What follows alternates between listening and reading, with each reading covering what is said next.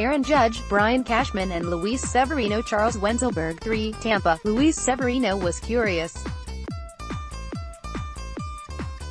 What did he get? The Yankees ace asked when I told him Aaron Nola had signed a 4-year extension Wednesday with the Phillies.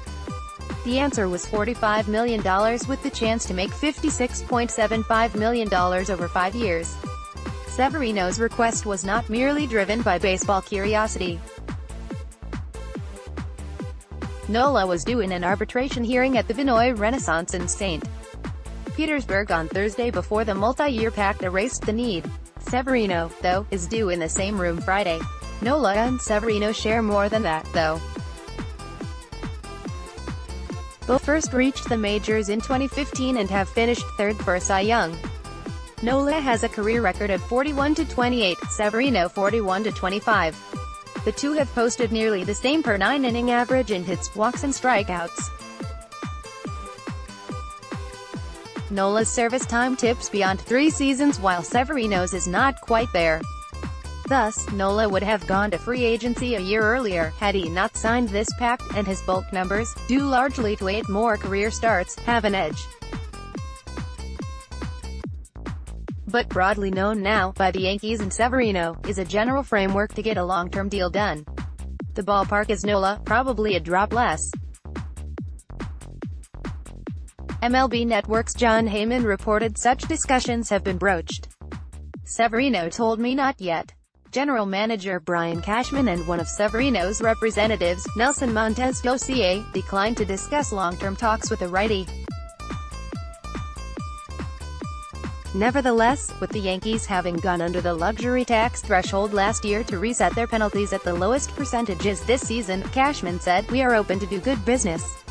The Yanks had held off negotiating such details in recent years because for luxury tax purposes the average value of multi-year contracts are used and almost always, for a player who signs early in his career, are considerably larger than his actual salary. "We are clear of the hurdle we set for last year, so we are definitely open to conversations," Cashman said. The Yankees are a file-in trial team. If deal is not reached by the deadline to exchange figures, the Yanks go to the hearing, a strategy used to create deadline pressure to resolve. So the sides will argue cases Friday and likely hear Saturday if the arbitrator picks Severino's $5.25 million or the Yanks' $4.4 million. The proviso is the Yankees will negotiate a multi-year deal before a ruling. They avoided a hearing with Robinson Cano in February 2008 by agreeing to a 4-year, $30 million extension that with options proved worth $57 million over 6 years. Montez Dossier said in a text response, "We are certainly open to further dialogue with the Yankees between now and the hearing. We cannot at this time comment on any past or present negotiations. However, we certainly cannot rule out an agreement coming to fruition between now and then. Once the Yanks' loan arbitration case is resolved, they could more decisively pivot to long-term talks with Dellin Betances, Didi Gregorius and Aaron Hicks, who all are entering their walk years."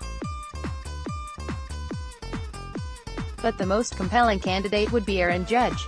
Judge is not even arbitration eligible until next offseason. But in the current climate, in which teams do not want to invest significant long-term dollars in players over 30, could Judge be more amenable to a multi-year deal now? He will not be a free agent until after the 2022 season, which he would play at 30. The record contract for a pre-arbitration long-term deal belongs to Mike Trout with 2 years and 70 days of service.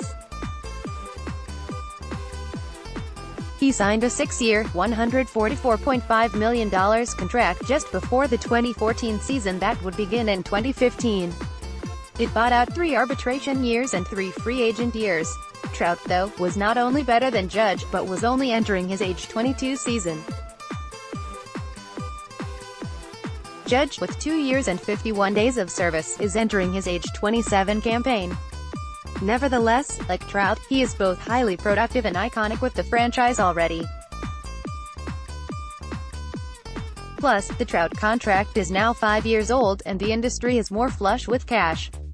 Also, the Yankees have done 7 significant multi-year deals with players before their first free agent foray over the last quarter-century and have benefited in performance and dollars saved in each. Cano plus 6 who signed before their walk years in Tino Martinez, Andy Pettitte, Derek Jeter, Jorge Posada, Mariano Rivera and Brett Gardner.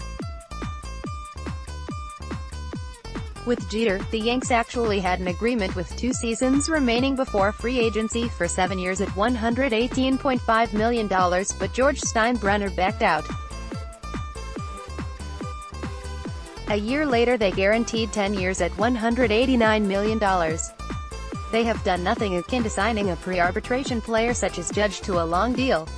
But the environment for team and player might just be right to try now.